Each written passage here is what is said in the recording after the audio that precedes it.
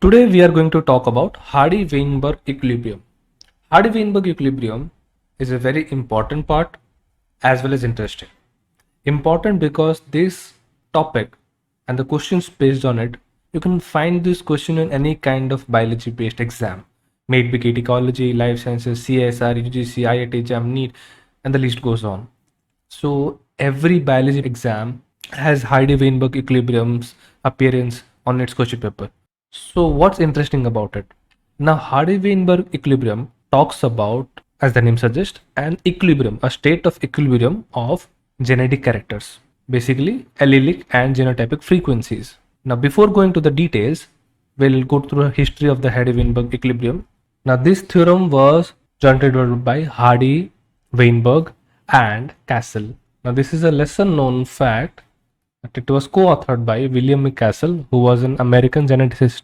Now the story behind it is, during 1900s, genetics was at its peak.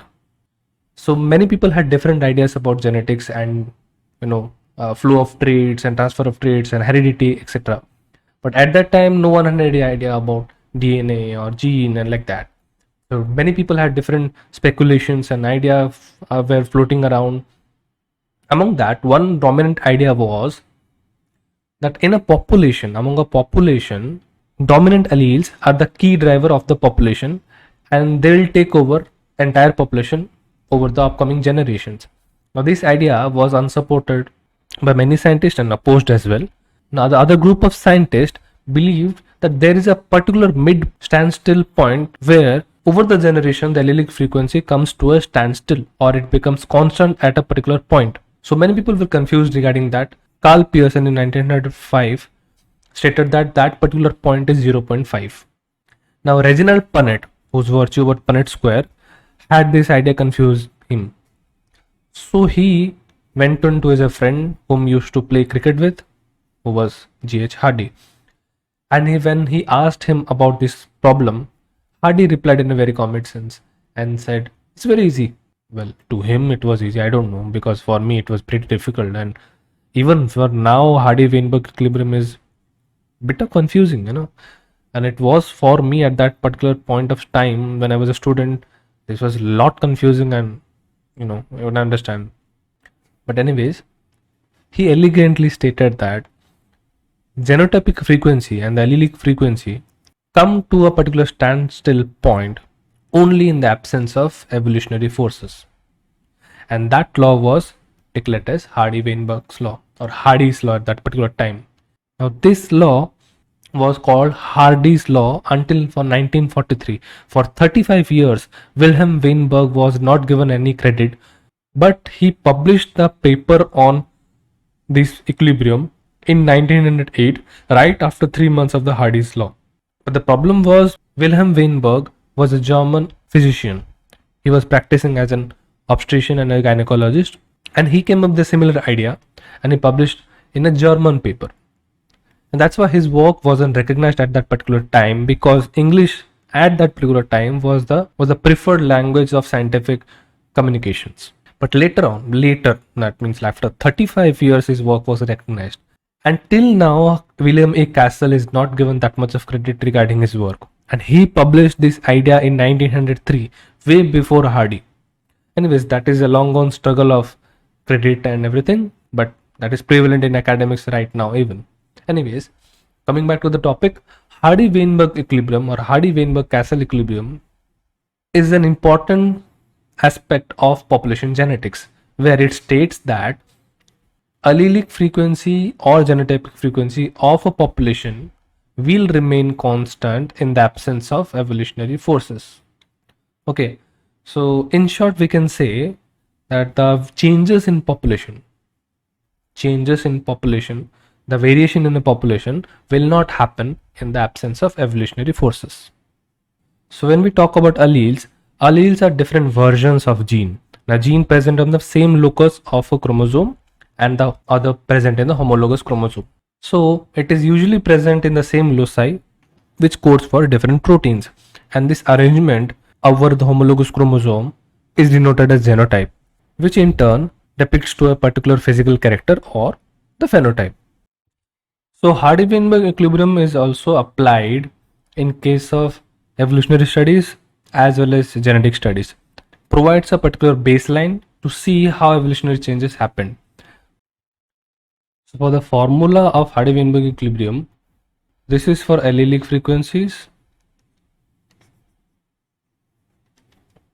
and this is for genotypic frequencies.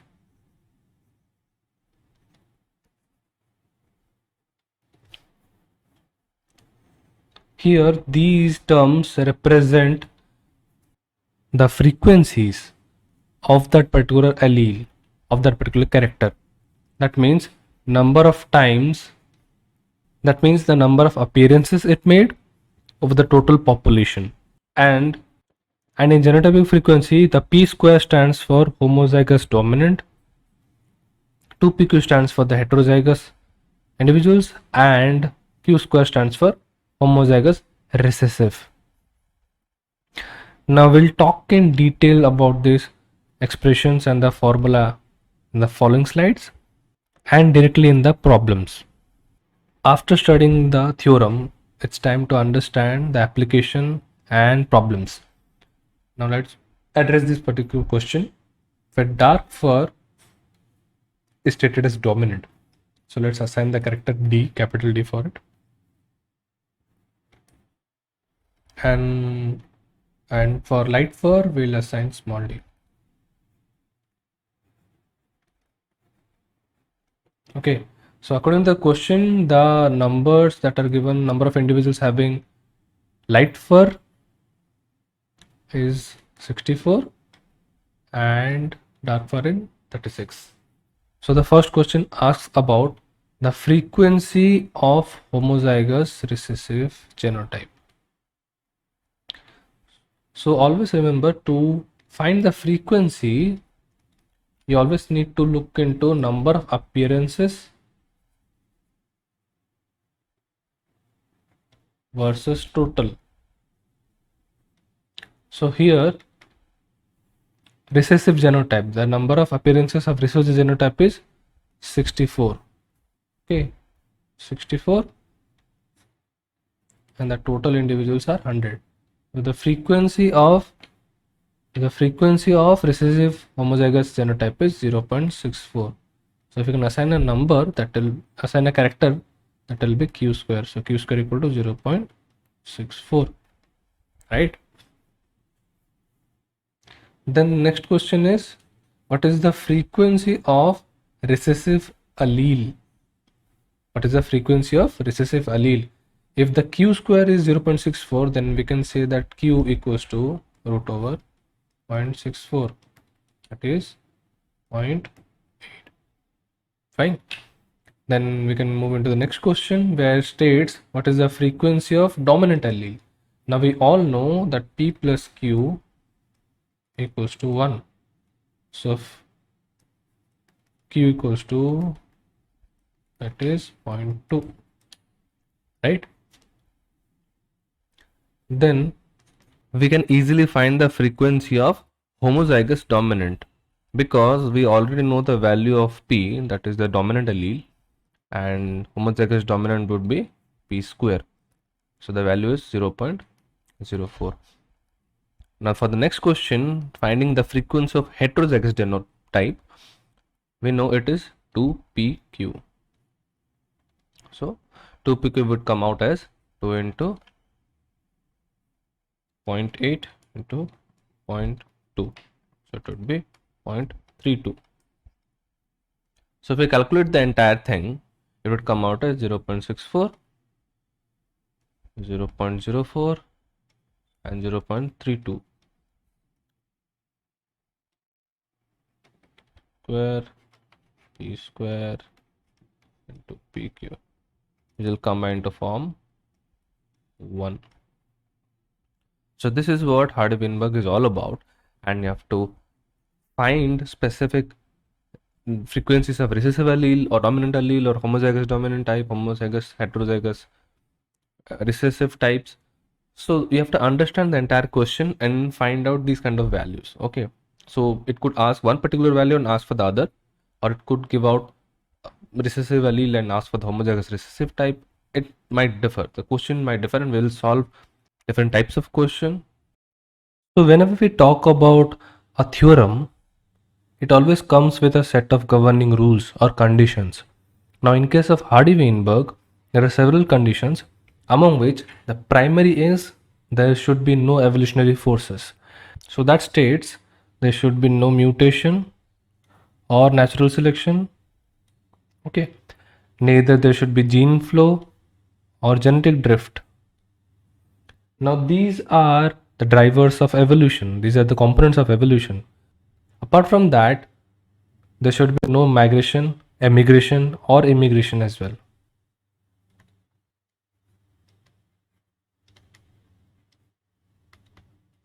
Because these result in flow of gene and hence also affect the variation in evolution, and these are also a part of evolutionary forces.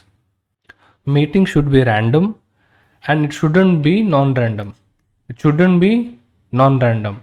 Non-random mating are of two types, where one is associative. Associative simply refers to the type of mating where there is a preference to the same alleles, and other is disassociative, which is the preference to mating of different alleles.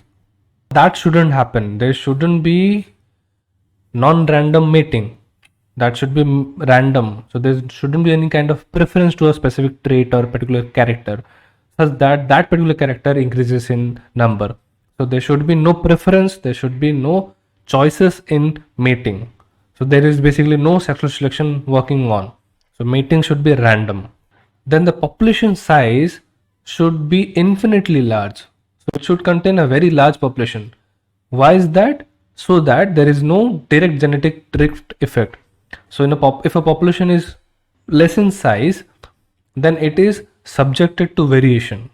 A small change will cause genetic drift and will cause a large scale variation in the genetic population. And these characters only suffice to sexually reproducing organisms, in which the allelic frequencies of all the sexes should be equal, and the generations should be non-overlapping. Non-overlapping refers to production of new generation only after the removal of the old generation. So Hardy-Weinberg as a theorem is applied into real-world applications for understanding how evolution is acted upon different individuals.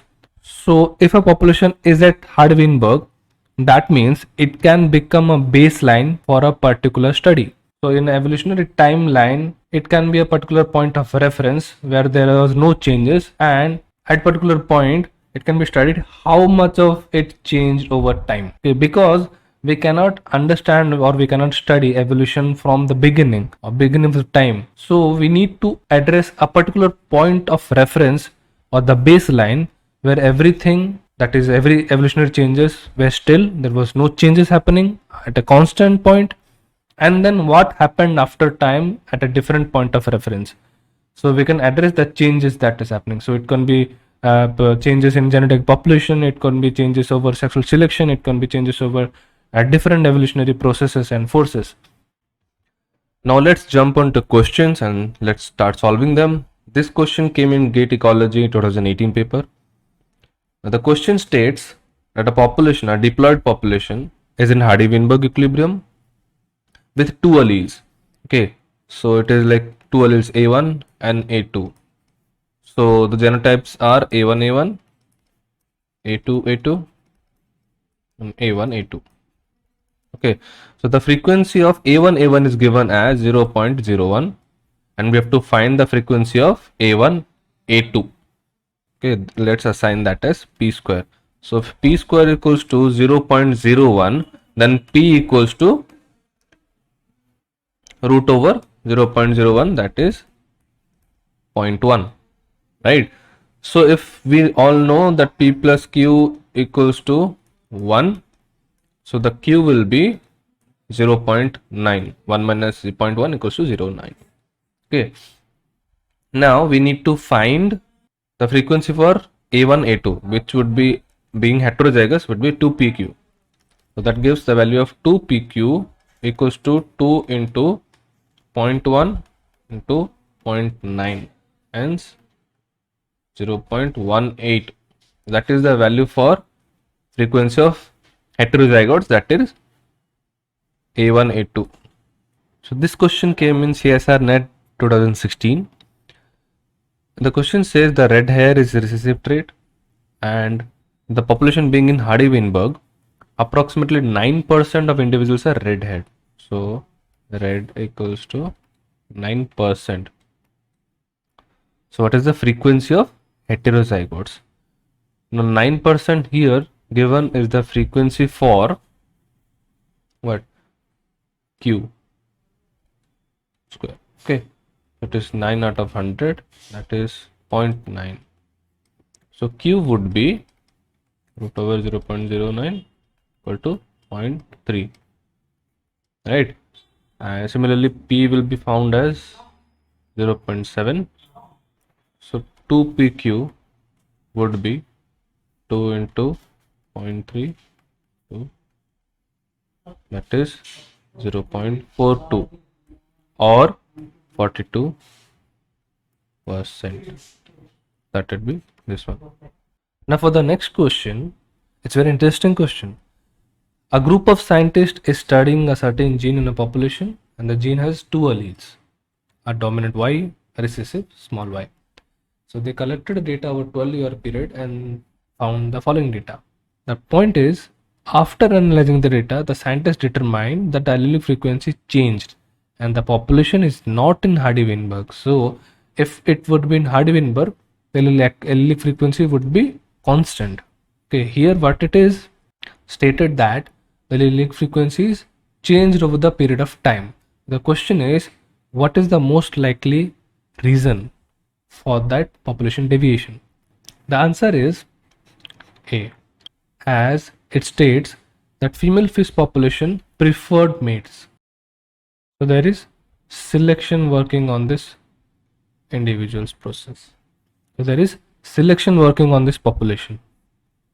And the second one says there was little or no migration, which is a condition for Hardy-Weinberg, and no natural selection, again a condition for Hardy-Weinberg, and consistently large, again a condition for Hardy-Weinberg. Most plausible reason for the following changes would be an evolutionary change, and A states about the evolutionary change, that is natural selection or sexual selection. So I'll let you start with something easy. It is pretty easy, you can do on your own, and then look forward for the further difficult questions. In the following question, a group of scientists were studying certain species of fish which had, for the following question, a group of scientists studying certain species of fish found that the eye color has two alleles. One is dominant, which is associated with the capital letter E, and a recessive allele, which is denoted with the small e.